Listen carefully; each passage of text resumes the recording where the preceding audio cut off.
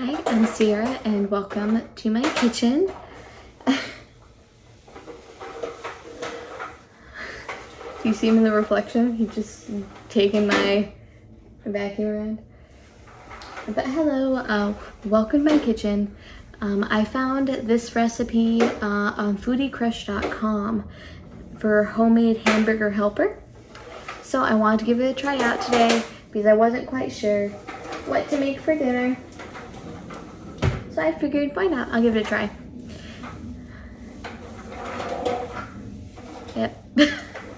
And it says it should be about a half hour to cook, so it should be pretty easy.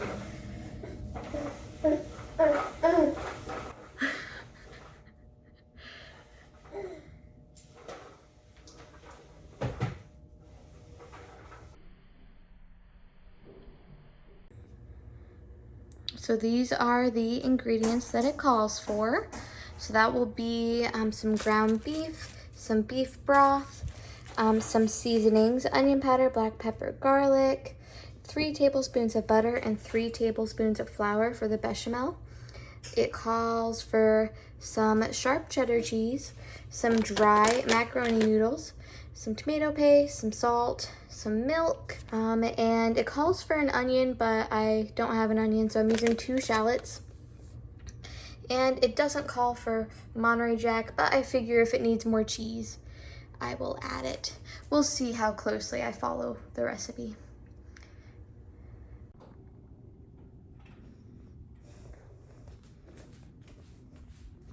What are you doing? How did you get those out of there? You don't need any of these, honey. I baby-proof this thing and he goes in and grabs the snacks that he can't even eat.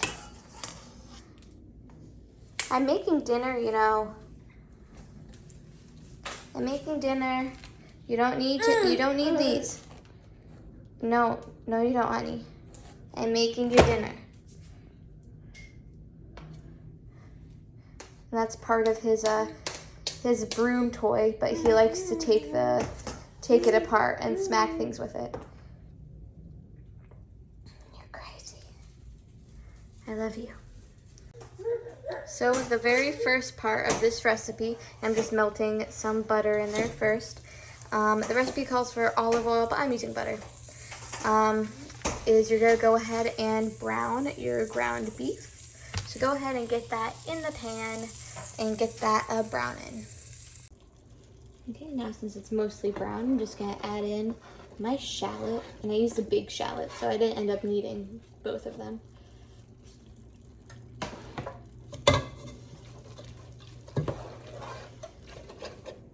And I'm just gonna cook it down till the shallots become translucent. If you want to like drain the fat out of your meat, then that's like your own prerogative. You can do that. I was using 93% beef, so not a lot of fat comes out of it. So I'm just gonna leave it as is. There you go. Whenever it's cooked through, it should look like that. Okay. So now I'm going to move on to the next portion of the recipe.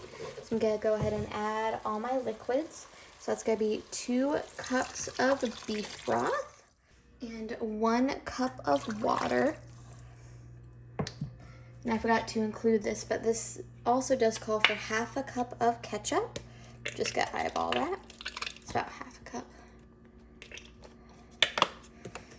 I'll stir all that together. And it calls for a 1/4 cup of tomato paste. So I'm going to go ahead and add that. And I'm just going to eyeball it. It's going to be about half the can.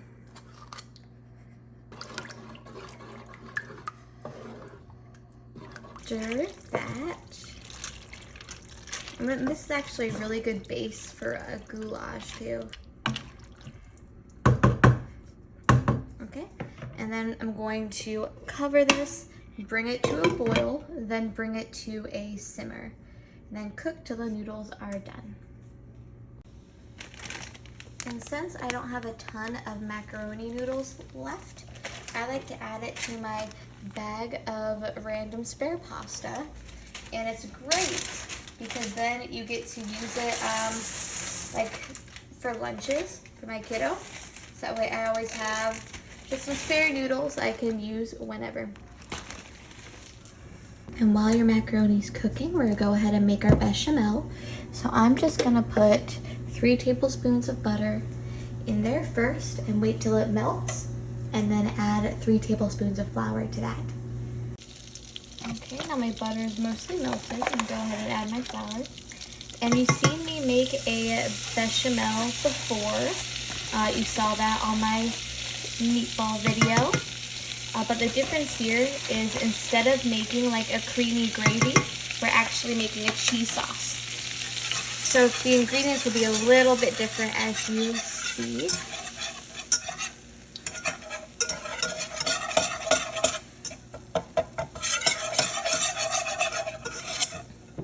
Perfect, just incorporate the flour, make sure there's no lumps. And the big difference here is instead of it being like a gravy with chicken stock, you're going to add milk and cheese. First, you want to make sure to cook this long enough that you have cooked the flour. And turn down your oven.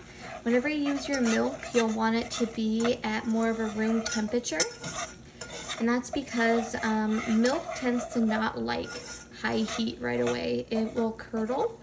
So you want to make sure that you're careful whenever you're using whole milk. Heavy cream doesn't really do this, but milk does. So the recipe calls for 1 cup. So go ahead and add this on. I have lowered the heat to low. And then you just keep stirring. And you just want to stir and slowly incorporate it. That way there's no lumps. Oh, sorry, I bumped the camera. There's no lumps.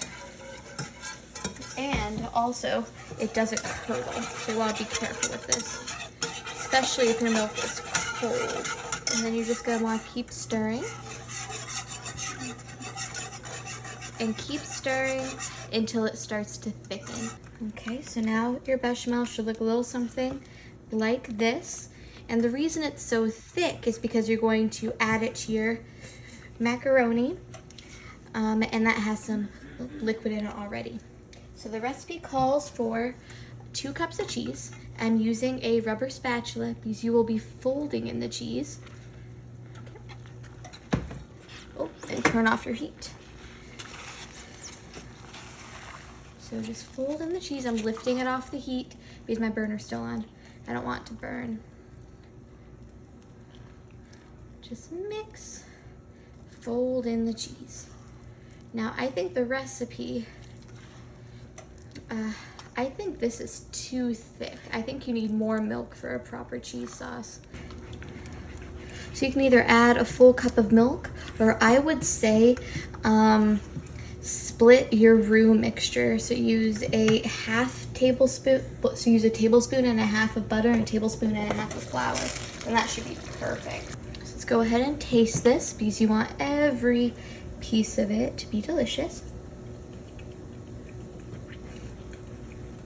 Yeah, it just needs some salt. Perfect. So this is your cheese sauce. Yeah, perfect. And you're gonna add it to your macaroni. So let me go and move you over. Here is your macaroni. That's what it looks like right now. You want it to be al dente, so I'm gonna go ahead and taste one of the noodles and make sure that they're cooked properly. Oh. Hey, buddy. Don't be scared of the tripod, honey. I mean, I don't want you to pull it over, but don't be scared of it. Okay, good. Okay, that's enough of that. Go ahead and add my cheese sauce in. And this is beginning to look like good old cheeseburger mac. Okay. Let me go ahead and taste it now that we've combined it. You to cook it. It's hot enough. And now I'm gonna add my extra ingredient, which is my Monterey Jack cheese, which you don't need to do, but But I like the added cheesiness, so I'm gonna add about just the rest of my packet, so about a cup.